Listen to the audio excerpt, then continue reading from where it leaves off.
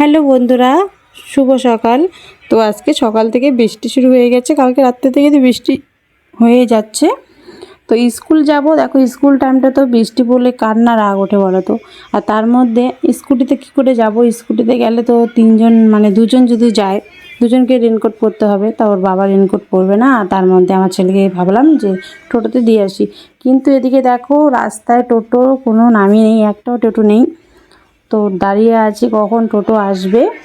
আর বৃষ্টি পড়ছে, তার মধ্যে গাড়িগুলো সামনে দিয়ে যাচ্ছে, জল ছিটে পড়ছে শরীরে। তো তাকে নিয়ে আমি দাঁড়িয়ে আছি, পাপাকে বলছি দাঁড়াও আর একটু দেখি। তো অবশেষে টোটো পেয়ে গেলাম, এখন স্কুলে যাচ্ছি। তো যাওয়ার কথা 7:30 পৌনে 8টার মধ্যে। তো এখন দেখো 8টায় বেজে গেছে, বেল বেজে গেছে হয়তো। তো কোনো ব্যাপার না, বৃষ্টির মধ্যে এরকম একটু হয়ই। চলো তাড়াতাড়ি করে স্কুলে পৌঁছে যাই।